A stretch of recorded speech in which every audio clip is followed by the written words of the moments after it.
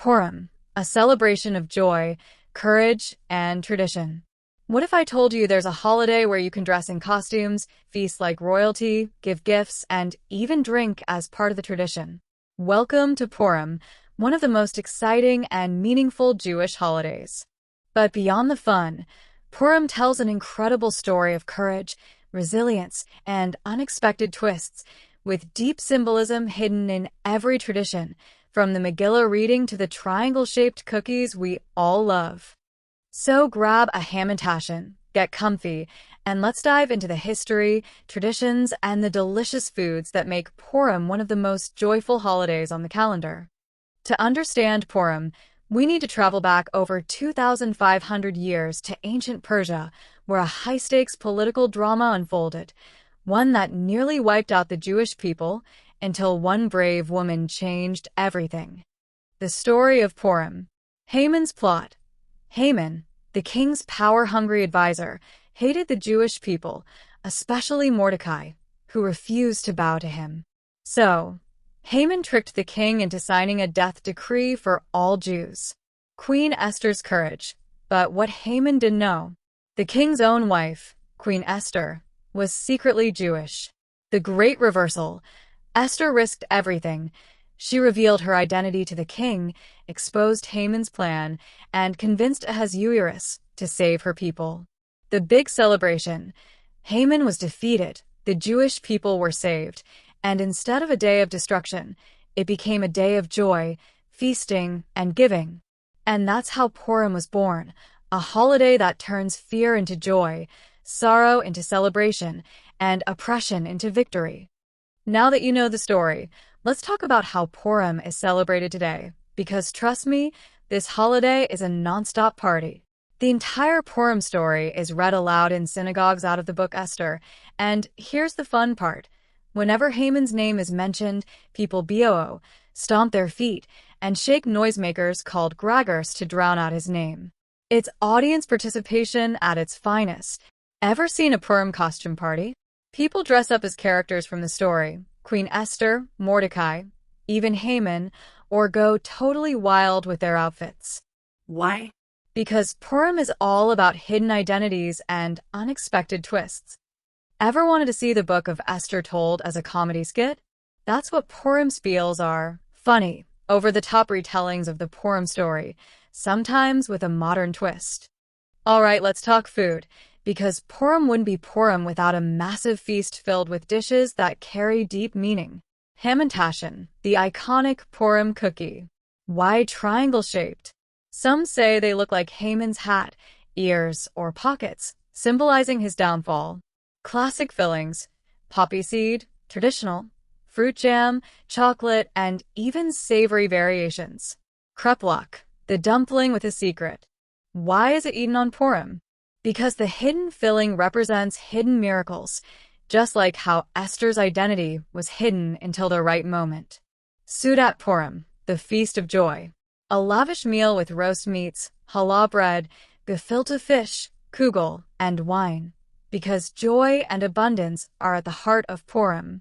Persian-inspired dishes, honoring Esther's roots. Sharen polo, Persian jeweled rice, a royal dish with saffron, nuts, and dried fruit. Kubita, Persian kebab, because feasting like Persian royalty is a Purim tradition. Basically, if your plate isn't overflowing, you're doing Purim wrong. But Purim isn't just about feasting, it's also about giving to others. Exchanging baskets of Hamantaschen, dried fruit, and treats is a way to spread joy and strengthen community ties. One of the biggest Purim commandments is making sure everyone can celebrate, so giving to those in need is a must. So, why does Purim still matter today? Because it's more than just a historical holiday, it's a universal story of bravery, justice, and resilience. Queen Esther risked everything to stand up for what was right, a lesson that still applies in today's world. Purim teaches us to celebrate life, even after hardships, because joy itself is an act of resistance. So whether you're dressing up, eating Hamantaschen, sharing food baskets, or just embracing joy, Purim is a holiday that reminds us of the power of hope, resilience, and standing up for what's right. What if I told you that a simple triangle-shaped cookie holds a hidden story of survival, courage, and delicious tradition? Welcome to Hamantaschen, the iconic treat of Purim. But why are these cookies triangle-shaped? And how do they tie into a story that took place over 2,500 years ago? Well, stick around because today we're diving into the history behind Hamantaschen and showing you how to make them from scratch. Before we roll out the dough, let's talk about why Hamantaschen are so important to Purim. So, why the triangle-shaped cookies? Some say they represent Haman's hat, ears, or pockets, a sweet reminder of his downfall. Others believe the hidden filling symbolizes the hidden miracles of Purim. Either way, these cookies are delicious and packed with history.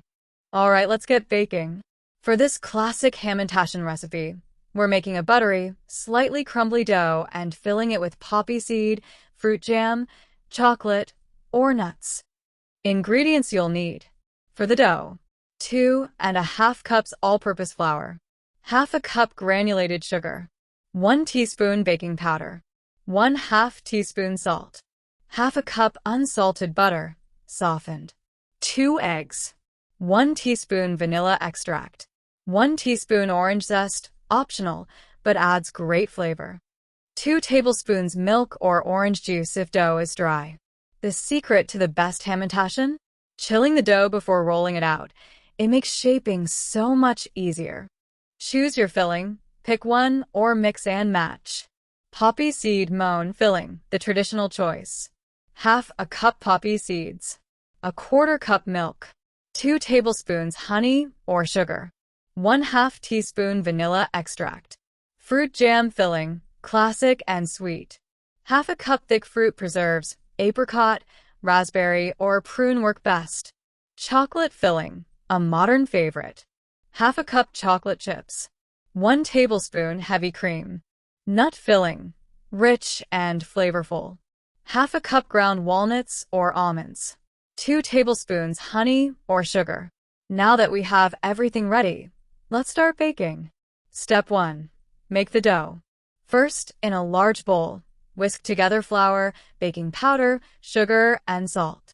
Then, cut and soften butter until you get a crumbly texture. Next, add in eggs, vanilla, and that little kick of orange zest for extra flavor. If the dough feels dry, add a splash of milk or orange juice to bring it all together. Once your dough is ready, wrap it up and chill it for 30 minutes. Trust me, this makes rolling it out so much easier. Step 2. Prepare your filling. While our dough chills, let's get those delicious fillings ready. Poppy seed filling. Simmer poppy seeds, milk, honey, and vanilla until thickened. Chocolate filling. Melt chocolate chips and cream, stirring until smooth. Fruit jam. No prep needed, just grab a spoonful. Nut filling. Mix ground walnuts with honey for a rich, nutty flavor. Now comes the fun part, shaping our Hamantaschen. Step 3. Roll, cut, and fill. Roll out your chilled dough to about 1/4 inch thick. Not too thin, not too thick. Now, use a cookie cutter or a drinking glass to cut out 3-inch circles, the perfect size for our Hamantaschen. Add 1 teaspoon of your favorite filling right in the center. But don't overfill, or they'll leak in the oven. To shape them, fold up 3 sides and pinch the corners together to create that classic triangle shape. Step 4. Bake and enjoy. Bake at 350 degrees Fahrenheit 175 degrees Celsius for 12 to 15 minutes until they're golden and irresistible. And there you have it. Homemade Hamantaschen, straight out of the oven. Crispy edges, soft centers, and filled with sweet surprises. Purim is about joy, resilience, and sharing food with loved ones, and Hamantaschen are at the heart of it all. Now that you know the story behind Hamantaschen and how to make them, I want to hear from you. What's your favorite Hamantaschen filling? Are you a fan of the classic poppy seed? Do you love a sweet jam filling? Or do you go for something creative like chocolate or Nutella? Let me know in the comments below.